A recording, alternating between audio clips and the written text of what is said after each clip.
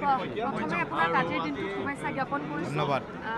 প্ৰথম প্ৰশ্ন যে এগৰাকী আপুনি সাধাৰণ কাৰ্যকৰ্তাৰ পৰা আজিৰ ৰাজ্যিক সভাপতিৰ দায়িত্ব, গতিকে এক গুৰু দায়িত্ব লাভ কৰিছে আৰু শাসক দলৰ আজিৰ এই যিটো পদত আপুনি আছে অধিষ্ঠিত হৈছে, গতিকে সেয়া সাংঘাতিক গুৰু দায়িত্ব। গতিকে কেনেধৰণে আপুনি আগবাঢ়িব? আগত কেইবাটাও নিৰ্বাচন, গতিকে কেনেকুৱা হ'ব আপোনাৰ? চাওক, ৰাজ্যিক সভাপতি গুৰু দায়িত্ব আৰু বুথৰ সভাপতিও গুৰু দায়িত্ব। আমাৰ ইয়াত গুৰু দায়িত্ব, প্ৰতিটো দায়িত্বই গুৰু দায়িত্ব ভাৰতীয় জনতা পাৰ্টিত।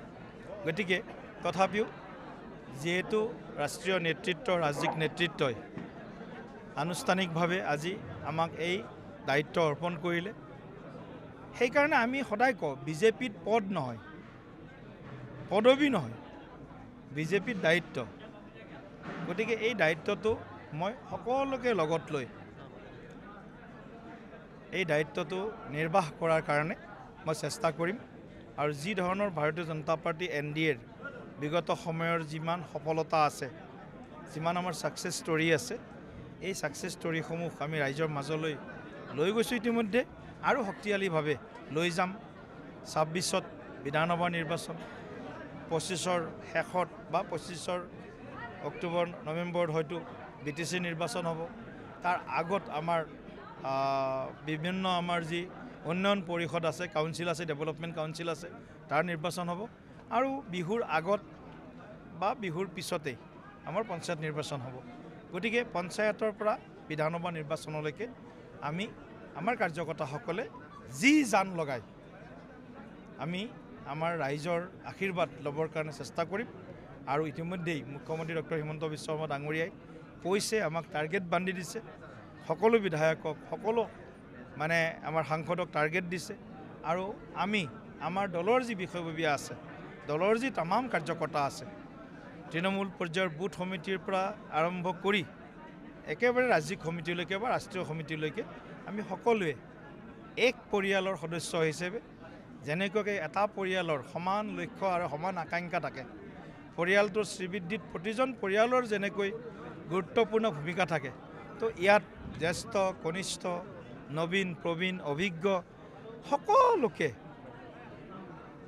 নাৰী শক্তি, যুৱ শক্তি, কৃষক শক্তি, SC, ST, OBC, মাইনৰিটি চবকে লগত লৈ আমি আমাৰ দলটোক আৰু অধিক আমি তৃণমূল পৰ্যায়ত আমি শক্তি প্ৰদান কৰাৰ কাৰণে এটা জীৱন্ত সংগঠন, যিটো আমি কওঁ বিজেপি 24/7, 24 ঘণ্টাৰ 24 ঘণ্টাই সক্ৰিয় আমাৰ দল।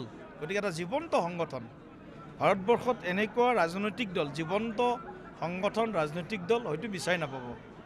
কোভিড কালতো আমি জীৱন্ত হৈ থাকোঁ, আৰু ক'ৰবাত বানপানী হ'লে, ক'ৰবাত খৰাং হ'লে, আৰু ক'ৰবাত ভূমিকম্প হ'লেও আমি জীৱন্ত হৈ থাকোঁ। আৰু ক'তো একো নহ'লেও সংগঠনৰ কামত আমি সদায় লাগি থাকোঁ। চৰকাৰখনক সফল কৰাৰ কাৰণে প্ৰতিজন কাৰ্যকৰ্তাই সমানে চেষ্টা কৰে। গতিকে এই পৰিয়ালৰ যিটো আমাৰ এটা মানসিকতা, এই পৰিয়ালৰ মানসিকতাটো আমাৰ মূল চালিকা শক্তি। গতিকে কেতিয়াবা দুই এটা কথাত মতৰ অমিল হ'ব পাৰে, কিন্তু আমাৰ সংগঠনত মনৰ অমিল কেতিয়াও নহয়। আৰু তাৰ উদাহৰণ আপোনালোকে কেইবাবাৰো দেখিছে।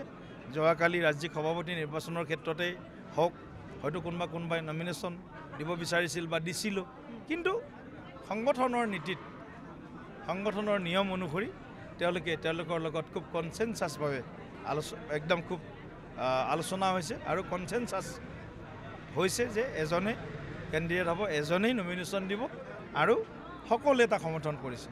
এইটোৱে, that is the spirit of family. শাসনৰ মাজত আপুনি কৈছিল যে আপুনি কেতিয়াও ভবা নাছিল ৰাজনীতিত আহিম বুলি, কিন্তু তাৰপিছত যেতিয়া আপোনাৰ ক্ৰমাৎ বিজেপি দলত আছে, আপুনি যেতিয়া শাসক দলত নাছিল বা শাসকীয় পক্ষ নাছিল, তেতিয়াৰ পৰাই আপোনালোকে ABVP কৰাৰ পৰা, গতিকে সাংঘাতিক ধৰণৰ এক প্ৰত্যাহ্বান আছিল সেই সময়ত শাসকীয় দল। গতিকে দলে যথেষ্ট আপোনাক দিছে, গতিকে কি ক'ব এই মুহূৰ্তত? চাওক, গোটেই কথাটো তেনেকুৱাই যে আমি এটা সময় এনেকুৱা আছিল যে অসমত বিজেপিয়ে চৰকাৰ গঠন কৰিব, এনেকুৱা সপোনৰ অগোচৰৰ নিচিনা কথা আছিল। গতিকে কিন্তু আমাৰ সংকল্প আছিল যে ভাৰতবৰ্ষত ভাৰতীয় জনতা পাৰ্টিৰ পতাকা আমি প্ৰতিখন গাঁৱত, প্ৰতিটো পৰিয়ালত উৰুৱাম। বাজপেয়ী ডাঙৰীয়াই সেইকাৰণে কৈছিলে 80 চনত আন্ধেৰা সতেগা সূৰজ উগেগা কমল খিলেগা এন্ধাৰ আঁতৰিব সূৰ্যোদয় হ'ব আৰু কমল ফুলিব পদুম ফুলিব গতিকে এই যিটো বাজপেয়ী ডাঙৰ ভৱিষ্যতবাণী সেইটো আমাৰ কাৰণে সাহস আছিলে সেইটো আমাৰ কাৰণে মন্ত্ৰ আছিল সেই মন্ত্ৰ কাৰুগত কৰি 51 চনত ভাৰতীয় জনসংঘৰ যি প্ৰতিষ্ঠা ৰাষ্ট্ৰবাদৰ অমুক মন্ত্ৰেৰে মা ভাৰতীক সেৱা কৰা ৰাজনৈতিক ক্ষেত্ৰখনৰ জৰিয়তে আমি যি আমাৰ সংকল্প আছিল সেই সংকল্পত কেতিয়াও আমি আপোচ কৰা নাই আমি যেনেকৈ আদৰ্শৰ লগত একেবাৰে সৰু কালৰ পৰা বাল্যকালৰ পৰা জড়িত হৈছোঁ ক'তো আপোচ কৰা নাই তেনেকুৱা পাৰ্টীয়েও ক'তো আপোচ কৰা নাই নীতিত কেতিয়াও আপোচ কৰা নাই স্থিতিত কেতিয়াও আপোচ কৰা নাই পাৰ্টীয়ে এটা মাত্ৰ পাৰ্টী ভাৰতীয় জনতা পাৰ্টী নীতি আৰু স্থিতিত আপোচ নকৰি সাহস আৰু তীব্ৰ মানে প্ৰত্যাহ্বানৰ মাজেৰে আমি আমাৰ দলটোক আগবঢ়াই লৈ গৈছোঁ অগণন কাৰ্যকৰ্তাৰ ইয়াত ত্যাগ তপস্যা সাধনা জড়িত হৈ আছে গতিকে ত্যাগ তপস্যা সাধনাক নতুন প্ৰজন্মও মানে আজি আঁকোৱালি লৈছে যে বিজেপি দলটো অন্য দলতকৈ পৃথক ইয়াৰ আদৰ্শ ইয়াৰ কাৰ্যপদ্ধতি ইয়াৰ নেতৃত্ব ইয়াত সবকা সাথ সবকা বিকাশ ইয়াত পৰিয়ালতন্ত্ৰৰ বিৰুদ্ধে আমাৰ যিটো এটা মানে আমাৰ যিটো নীতি গতিকে এই গোটেই কথাবিলাক বিজেপি দলত একেবাৰে জল পটকটকৈ একদম আমি দেখিবলৈ পাইছোঁ আৰু সেইকাৰণে আজি জনতা ৰাইজ বিভিন্ন দল সংগঠনৰ নেতৃত্ব আজি বিজেপিমুখী হৈছে আৰু মই ভাবোঁ 26ৰ বিধানসভা নিৰ্বাচনত ভাৰতীয় জনতা পাৰ্টীৰ নেতৃত্বত NDA অসমত হেট্ৰিক কৰিব আৰু প্ৰচণ্ড বহুমতেৰে প্ৰচণ্ড জনমতেৰে আকৌ এবাৰ আমি চৰকাৰ ইয়াত গঠন কৰিম আপোনাৰ উপাধিটো লৈ পেলাই মুখ্যমন্ত্ৰীয়ে কৈছে যে খৰ পৰা শইকীয়া হৈ তেনেধৰণে আগন্তুক নিৰ্বাচনত 100ৰ অধিক আসন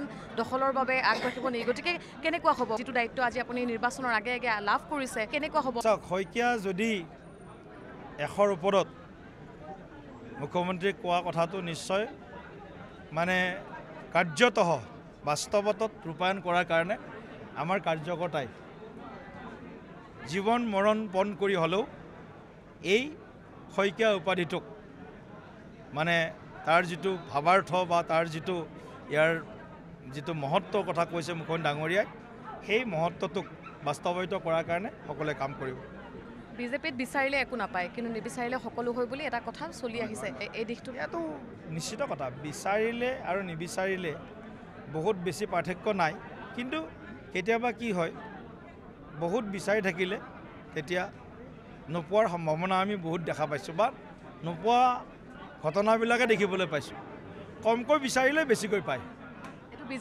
বিজেপিত পৰম্পৰা এইটো বিচাৰিব বেছিকৈ পাব ধন্যবাদ জনাইছোঁ আৰু এয়া আছিলে নৱনিযুক্ত বিজেপিৰ ৰাজ্যিক সভাপতি দিলীপ শইকীয়াৰ কিছু মতামত আমি লৈ তেওঁৰ সৈতে কথা পতাৰ চেষ্টা কৰিলোঁ